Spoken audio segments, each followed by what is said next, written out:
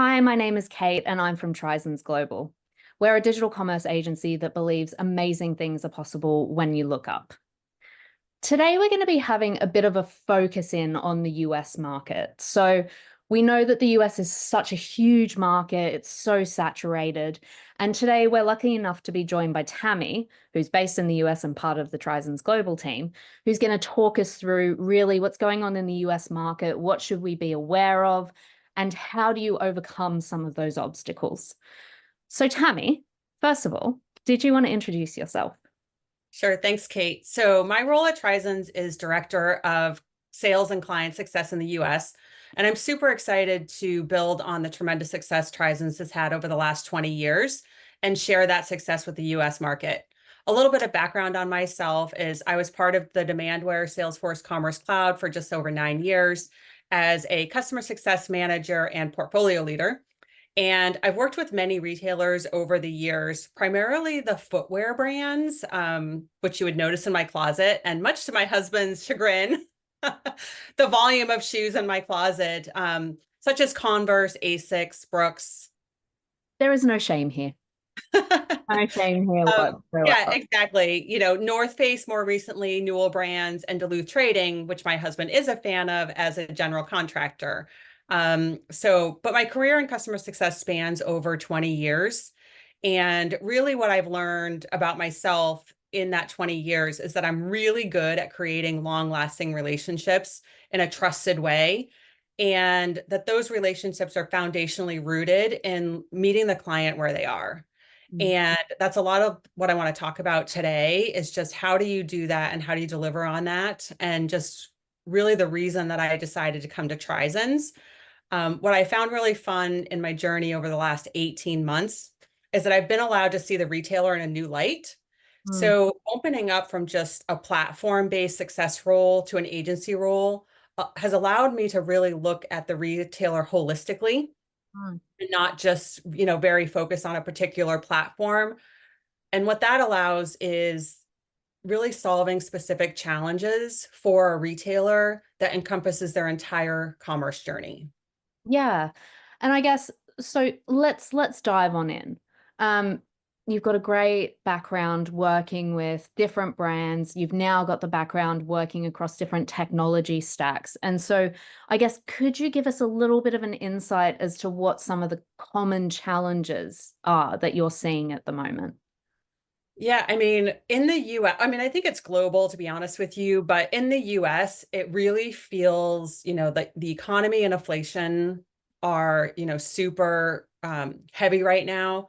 And then just the uncertainty that's Yeah. with all of that, but in all of that struggle, you find, the opportunity, right? And there's opportunity to optimize and really squeeze value from your existing technology and to innovate.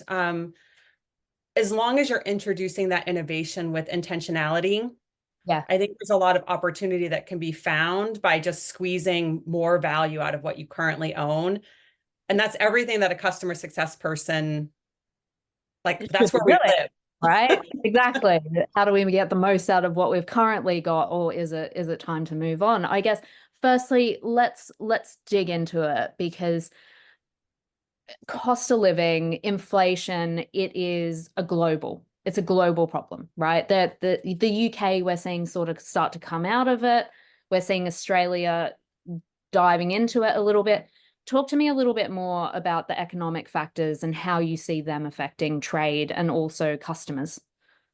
Yeah, I think, because this is the first time a lot of us in our careers have felt inflation like this, consumers and brands are just a lot pickier about where they spend their money. And, in the US, it's another election year, as everyone knows. And I think that just makes the uncertainty feel a lot heavier. And Right. what that's causing consumers and retailers to do is just be a little slower to think about how they want to invest their money. They want to see how things play out a little bit. Mm. For me, like I'm a mom of three teenagers. So Mhm. my grocery bill is quite high. My gas bill is quite high. And embarrassingly, my fast food bill, right? I have a teenage driver. So there's a lot more fast food happening in my household. And it's So holiday. That doesn't help. yeah, and to counter that, my luxury spending, so the $200 trips to that I'm not thinking about to Target and Home Goods, Mm, and before you judge, luxury is different for everybody. no. Uh, Whatever makes you feel great is what makes you feel great. yeah, but I'm still spending, and I think a lot of people are spending. They're just pickier on where, how, when, and what they spend their money on. In my house, there's a lot more discussion on want versus need, which Mm, is a great lesson for teenagers, right? yep, And 100%. I'm saying I'm saying no more often and holding out for the better deals. Obviously I shop at Target and Home Goods, so deal finding is part of my nature, but we're forcing the family to prioritize all the wants. Yeah. Do we want to go on the ski trip or do we need, the new skis? Like how do we want to balance all of that? And when I translate that to retailers, what I notice are a few things. One, retailers are also squeezing the value out of every dollar, Mm, right? They're they're spent for what they're spending on their tech stack, but they yeah. need to make sure that every interaction with their consumer is spot on. Yeah. And I guess, look, ROI has always been a challenge, right? So you come in, say you're getting pitched by a new technology, right? A new third party, they're making all of these great promises. But then I guess it's about how do I make sure that, yes, I've got these features. First, am I using them all properly? Second, well, actually, the first one should be, is that what my customer wants, right? Second, do you know how to use it to get the most out of it? And third, is it worth, say it's got double the cost of their competitor, but they've got double the features. Is that what they need? Is that going to prove a return on investment for you, whether it be lifetime value or revenue or that sort of thing? So how do you think about that? Yeah, I mean, I think what I've learned is it's not very often that a retailer uses the platform to the full extent. There's always room for optimization.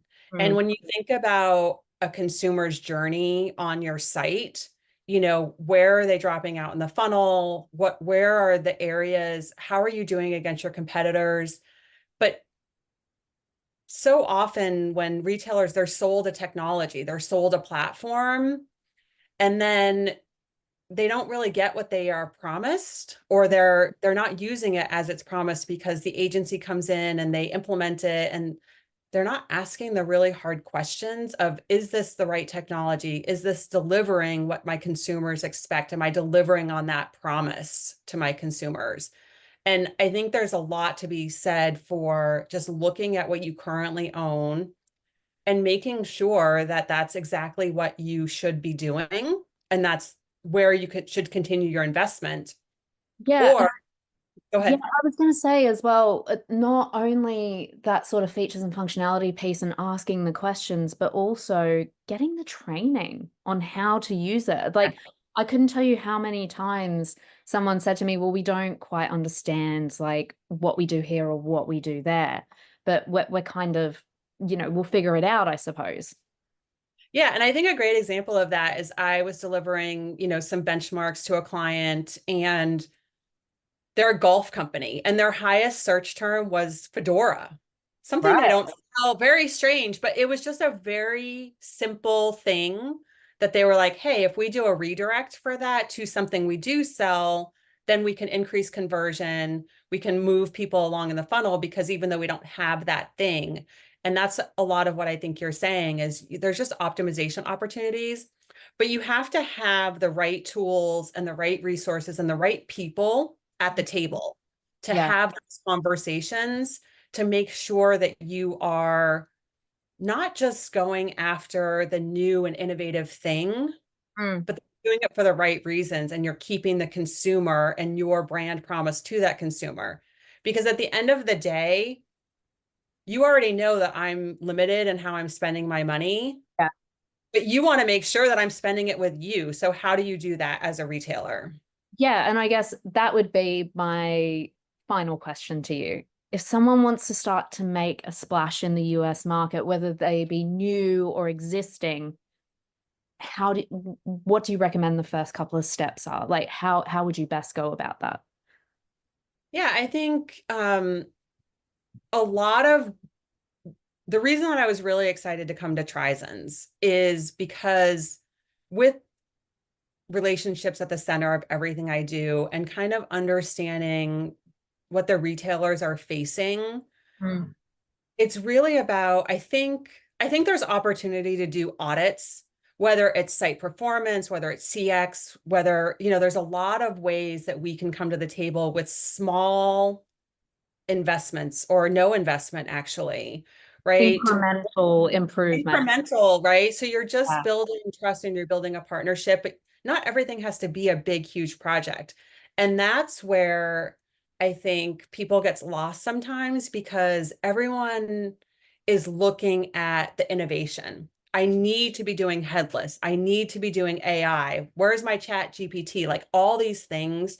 And then retailers start going that direction, but they lose focus on, again, that brand promise. And so I think if you're incremental, go ahead. So sometimes losing the basics, right? So like simple things like, have you got a good experience to go around the site in the first place? The AI is going to improve that. So it's about, I guess, in any case, it doesn't matter what geography, but starting from the bottom to make sure those basics are covered. And your number one stop is always the customer, right? So what is it they're expecting from you? It like is investing and implementing this tool or headless, as you say, or this or that, is that actually what they're after? Is it going to have the effect that you want? Yeah, and I really encourage retailers to ask hard questions of themselves, of Mm. their brands, of their tech partners, and of their agency, right? Like, what are you doing? Why are you doing it? And what are consumers asking for from the brand? And are you delivering against that? And then the next line of questions is, have you truly optimized everything you already own? Mm. And then what audits can you do to see those things more clearly and really help those opportunities bubble up to the top? Yeah. So I guess in summary, you're seeing in the US market, especially through your own lens, you're considering every purchase a little bit closer, right? So where you would have shrugged and said, let's spend it, let's get those new sneakers for school, let's get this, let's get that. It's sort of looking either for the best deal or where you have the loyalty sitting to then convince you to spend those dollars, right? And then I Yep. guess from the tech side, it's all about, well, the cost of living crisis, inflation is also hitting you. So asking those questions of not just the digital team and of your customer, but also saying across different silos of the business, well, where do we actually want to get to? What's important? What does the customer want? And how do we best fuel that? Right. So have we got dead technologies that we're not using? Have we got different tools or platforms that we're not using to full potential that could be improving it? Without further investment, we just need to get some training. Right. So have I got that right? Yeah, and I think, not everything has to be a huge project, but it might be, right? Yeah. You might find that what you currently invested in is way too big for you. You bought the Ferrari and you only need the Mazda, right? Right. You Okay. might find that. You might find that going headless or going composable really is the right path because of the resources that you have or, the direction or what the brands need to deliver on. But it's really, I think, you know, making sure that you're not just going after the shiny penny because it's shiny. Mm-hmm. Can you use some water and vinegar to clean off the old one and make that work for a bit, while you kind of figure out like what are the innovations that are most important to your brand and leverage those. Yeah, makes sense. Well, thank you so much, Tammy. Much appreciate your insights from across the pond. And anyone watching, anyone listening, please feel free, bother Tammy on LinkedIn. Please do it. She's very friendly, as you've seen. But thank you so much for joining us today. Yeah, I think just as a final thought, it's never a bad idea to get a fresh set of eyes, looking for possibilities, because anything's possible when you just take a minute to look up. Very well done. Very well delivered there, Tammy. Thank you so much. Great day. Thank you.